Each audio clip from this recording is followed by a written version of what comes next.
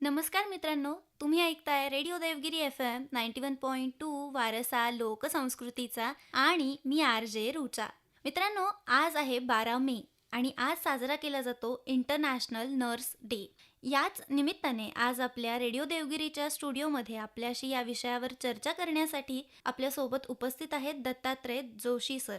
Sir हे 27 वर्षापासून हेडगेवार रुग्णालयामध्ये काम करतात आणि सर सध्या नर्सिंग विभाग प्रमुख सुद्धा आहेत. तर सगळ्यात आधी सर तुमचं आपल्या या कार्यक्रमात खूप खूप स्वागत. धन्यवाद. सर सगळ्यात आधी मला तुमच्याकडनं जाणून घ्यायला आवडेल की इंटरनॅशनल नर्स डे का साजरा केला जातो. इंटरनॅशनल नर्सेस डे साजरा करण्यामागचा प्रमुख उद्देश म्हणजे नर्सेसच्या सेवेचा सन्मान देणे, त्यांच्या योगदानाची दखल घेणे आणि समाजात नर्सिंग प्रोफेशनबद्दल जागरूकता निर्माण करणे. तसेच नवीन नवीन चॅलेंजेस जे येतात ते सुद्धा नर्सेसने या निमित्ताने अवगत करणे, या निमित्ताने ते सर्वांच्या नर्सेसच्या समोर पण येणे. आणि दिवस आधुनिक नर्सिंगच्या एक जनक फ्लॉरेन्स नाइटिंगेल जे आहेत तर त्यांचा जयंतीनिमित्त देखील हा आपण दिवस साजरा करतो. आणि सर तुमच्या मते नर्सिंग हे प्रोफेशन फक्त आपण एक करिअरसाठी म्हणून बघतात की याकडे एक सेवा आणि जबाबदारी म्हणून बघतात. नक्कीच माझ्या मते नर्सिंग हे फक्त एक प्रोफेशन नसून ती एक सेवा, समर्पण आणि मोठी जबाबदारी आहे.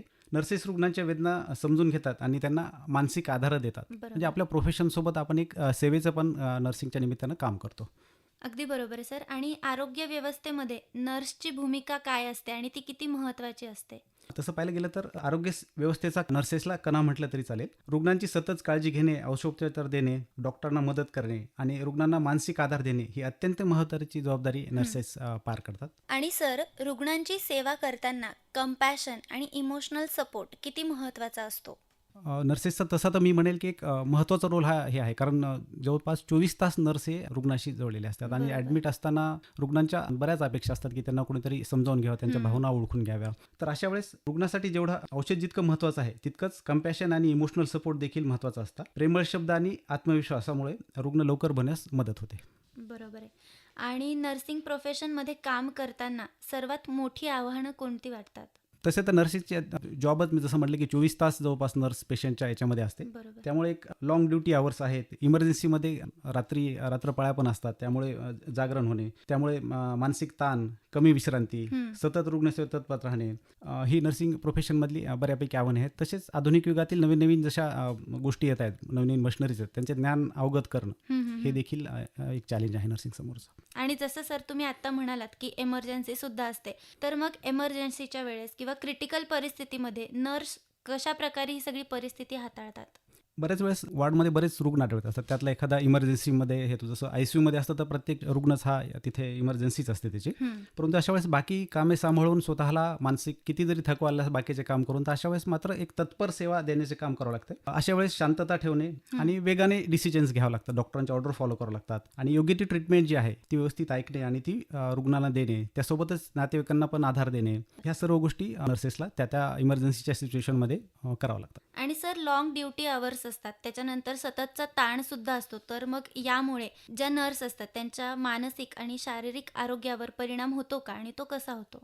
हो, बऱ्यापैकी आहे. आधीच्या उत्तरामध्ये जसं म्हणलं ते नर्सेसला पण मानसिक ताण बऱ्यापैकी येतो, कारण सततचा ताण, लांब वेळ काम केल्यामुळे थकवा, मानसिक ताण, झोपेचा अभाव आणि आरोग्याच्या समस्या निर्माण होऊ शकतात. त्यामुळे नर्सेस यांनी स्वतःच्या आरोग्याची काळजी घेणे तितकेच महत्त्वाचे आहे. जसे पेशंटचा रुग्णांना त्यांचे हे पाहताना, ऑपरेशन मोठे मोठे पाहताना नर्सेसला शांत राहून आपलं लागतं. परंतु त्यावेळेस बऱ्याच वेळेस स्टँडिंग ड्युटी करणं म्हणा किंवा एखाद्या वेळेस क्रिटिकल कंडिशन आली की थोडं किती नाही म्हटलं तरी एक नॉर्मल याच्यामध्ये एक ॲड्रेनालिन सिक्रेट होतं म्हणतं प्रत्येक माणसाचं ज्यावेळेस असतं. तर अशा प्रकारच्या सिच्युएशनमधून नर्सेसला जावं लागतं आणि बऱ्याच वेळेस मानसिक ताण, शारीरिक थकवा आलेलाच असतो, त्यावेळेस नर्सेस करतात. त्यामुळेच नर्सेसला नोबल हे म्हटलेलं आहे. अगदी बरोबर आहे सर. आणि आत्ताच आपण जो कोविड-19 होऊन गेला त्यामध्ये बघितलं की नर्सेसनी खूप महत्त्वाची भूमिका निभावली आहे, तर त्या काळातला तुमचा एखादा अनुभव. कोविड काळामध्ये अत्यंत आव्हानात्मक होता. स्वतःच्या जीवाची पर्वा न करता नर्सेस यांनी दिवसरात्र रुग्णांची सेवा केली. त्या काळात नर्सेस यांचे ध्येय, समर्पण आणि मानवतेची खरीच ओळख जगाला पाहायला मिळाली. फक्त यात नर्सेसला प्रत्यक्ष ते सेवेमध्ये डॉक्टर आणि नर्सेस बऱ्यापैकी आणि हाऊसकीपिंग पण आहे आणि टेक्निशियन्स आहे हे पण आहेत. पण नर्सेस प्रत्यक्ष होतात की प्रत्यक्ष जवळ जाऊन गोळ्या देणं. जसं आपल्या सगळ्यांनाच माहीत आहे की बऱ्यापैकी ते चॅलेंज होतं. रुग्णांच्या जवळ जाणे येऊन नातेवाईक सुद्धा तशा कंडिशनमध्ये जात नव्हते. अशा प्रत्येक पेशंटला मानसिक धीर देणे, स्वतःच्या आरोग्याची काळजी घेणे हे त्या काळातलं खूप मोठं काळजी होतं. समाजामध्ये एक स्वतःचा माझा मी अनुभव सांगतो. इव्हन आपण ज्या कॉलनीमध्ये राहतो वगैरे तिथे देखील रुग्णालयात सर्व्हिस करणाऱ्या माणसाला किती आपण हे द्यावा हे त्यावेळेस सुद्धा एक कटू अनुभव आलेला असं मी सांगेल. तर अशा वेळेस नर्सेसला नक्कीच सपोर्ट मिळणं त्यावेळेस अपेक्षित होतं.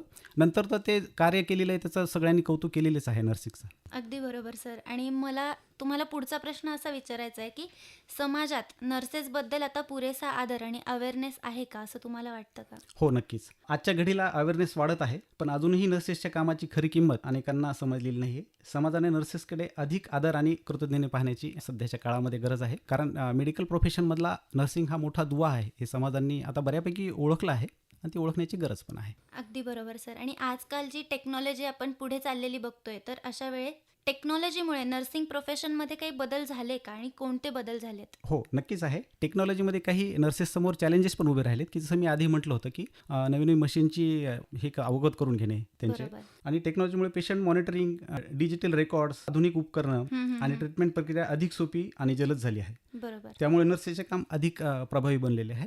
अगदी बरोबर सर. आणि आजच्या तरुणांनी नर्सिंग प्रोफेशनकडे करिअर म्हणून कसं बघावं याबद्दल तुम्हाला काय वाटतं?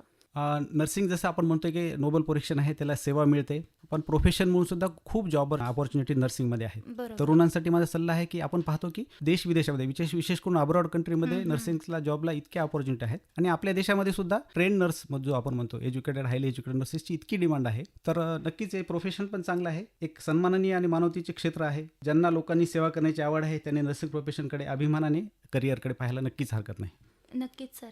आणि सर मला तुमच्याकडनं जाणून घ्यायला आवडेल की तुमच्या नर्सिंग करिअरमधला एखादा असा अनुभव की जो आजही तुम्ही आठवलात की तुमच्या मनाला छान वाटतं किंवा समाधान वाटतं या क्षेत्राबद्दल, मी इथे आलोय आणि काम करतोय असं वाटतं? नाही, नक्कीच. जसं आपण म्हणतो सेवेची संधी आणि काही स्वरूपात लोकांचे आशीर्वाद देखील आपल्याला प्रत्यक्ष मिळतात. बरोबर. त्याचा अनुभव आपल्याला त्यावेळेस काम करतो. त्याच्यानंतर कितीतरी दिवसांनी असा अनुभव एक मी माझ्या दैनंदिन कामातला सांगतो. साधारण एक 10 वर्षापूर्वीची गोष्ट आहे. मी ऑपरेशन थिएटरमध्ये इंचार्ज म्हणून ड्युटीला होतो अच्छा. आणि लेबर रूममध्ये एक डिलिव्हरीसाठी रुग्ण ॲडमिट होता. आमच्या इथल्या एका कर्मचाऱ्याचीच बहीण होते त्या ॲडमिट होत्या आणि डिलिव्हरीसाठी आपण त्यांचा नॉर्मल डिलिव्हरीसाठी प्रयत्न चालू होता, जे की साध्या भाषेत सांगितले त्यांना कळा द्यावा लागणार होता त्याच्यासाठी. बरोबर. पण त्या कळा त्या देण्यात इतक्या थकल्या त्या स्वतः की अक्षरशः नंतर ते एक्झॉस्ट होतो. आम्ही पेशंट म्हणतो स्वतः कळा देऊ शकत नाही. मग अशा वेळेस वरून कोणाला तरी त्यांच्या पोटावर म्हणजे फंडल प्रेशर म्हणतो आम्ही त्याला मेडिकल लाईनमध्ये, ते द्यावं लागतं की जेणेकरून त्यांना मदत होईल थोडी, कळा जरी नाही दिलं तर हे सर्व करून जवळपास लेबरचा स्टाफ बऱ्यापैकी तसा थकला होता. आणि त्या बाळाचं पण काय झालं होतं, हेड फिक्स झालं होतं. हेड फिक्स होणं म्हणजे ते कंडिशनमध्ये एक तर सिजरसाठी वरण येणं आणि त्या दरम्यान बाळाचा श्वास घेण्याचा पण त्रास होऊ शकतो बाळाला. अच्छा. तर अशा कंडिशनमध्ये ओटीमध्ये कॉल आला की ओटीच्या स्टाफला नेहमी अशा कंडिशन बऱ्यापैकी माहीत असतात सिझरच्या वेळेस फंडल प्रेशर कसं द्यायचं. म्हणून मला कॉल आला. मी कुठलीही न करता खाली गेलो. मी जाणं आणि ते फंडल प्रेशर देणं माझी टेक्निक असेल किंवा आधीचे प्रयत्न आणि त्यात माझा भर पडला. बाळाची डिलिव्हरी सुखरूप झाली. रडण्याचा आवाज बाळाच्या नातेवाईकांनी बाहेर ऐकला. ज्यावेळेस लेबर रूमच्या मी बाहेर पडत होतो त्यावेळेस नातेवाईकांनी मला पाहिलं आणि ते एक सहकारी आमच्या ओळखीचेच होते, मग त्यांनी मला ओळखलं पण. तर बाळाची डिलिव्हरी छान झाली. तर याचा अनुभव मी तुम्हाला असं सांगतोय की नंतर माझ्या तर लक्षात नव्हतं, हे रुटीन काम आमचं जवळपास असतं रोजचं. बरोबर. पण एक 5 वर्षांनी ते बाळ लिफ्टमध्ये रुग्णालयात दाखवण्यासाठी आलं होतं. त्याचे पालक आणि बाळ होतं. तर त्या पालकांनी माझ्याकडे हात करून सांगितलं की ह्या काकामुळे तू या जगामध्ये आहेस. 5 वर्षापूर्वी जन्म यांच्यामुळे तुझं झाला. तर तो जो समाधान आहे ना, आता तुम्ही जे विचारलं मला, त्या अतिशय कधी उदाहरण विचारले की मला हा प्रसंग समोर येतो. असे तर बरेच प्रसंग आहेत, पण त्यातल्या त्यात हा प्रसंग मला फार सांगावा वाटतो, ज्याने की मला समाधान मिळालेलं होतं खूप ह्या कामाचं. नक्कीच नक्कीच. सर. आणि सर या वर्षीची जी थीम आहे इंटरनॅशनल नर्स डेची, ती आहे our nurses are future, empower nurses save life. तर या थीमबद्दल तुम्ही काय सांगाल? आपण सध्या म्हणतोय की आपली आरोग्य व्यवस्था बऱ्यापैकी ढासळीत चालले म्हणता येत नाही, की त्यात वरचेवर सुधारण्याची गरज आहे किंवा गरज पण भरपूर वाढत आहे. तर अशा वेळेस नर्सेस हाच एक डॉक्टर आणि रुग्णातला दुवा आहे किंवा प्रत्यक्ष नर्सेस पण काम करतात. तर याचा our nurse our future empower nursing save lives या थीमचा अर्थ असा होतो की नर्स सक्षम, सुरक्षित आणि प्रेरित असतील तरच आरोग्य व्यवस्था मजबूत राहील. नर्सेसना योग्य सन्मान, प्रशिक्षण आणि समर्थन दिल्यास ते अधिक प्रभावीपणे रुग्णांचे जीव वाचवणे ही सेवा करू शकतात. बरोबर आहे. अगदी बरोबर सर. आणि आता शेवटी जाता जाता तुम्ही आजच्या या इंटरनॅशनल नर्स डे निमित्त आपल्या सगळ्या श्रोत्यांना काय एक संदेश द्याल? आजच्या दिवशी या इंटरनॅशनल नर्सेस डे निमित्त सर्व नर्सेसना परत एकदा मी शुभेच्छा देतो. नर्सेस हे आरोग्य व्यवस्थेचे खरे हिरोज आहेत असे मी मानतो आणि समाजामध्ये तशी सध्या आता बऱ्यापैकी अवेअरनेस झाला आहे. त्यांच्या सेवेचा आधार व्हावा, त्यांचे योगदान ओळखा आणि समाजाने त्यांच्याप्रती नेहमी कृतज्ञता राहावी, हाच संदेश मी माझ्याकडनं सर्व यांना देतो, श्रोत्यांना देतो. नक्कीच सर. आज तुम्ही इथे आलात आणि एवढी छान आमच्याशी चर्चा केली. तुमच्याकडनं आम्हाला समजलं की इंटरनॅशनल नर्स डे का साजरा केला जातो आणि नर्सेसचं किती महत्त्व आहे. त्याबद्दल सर खूप खूप धन्यवाद. धन्यवाद.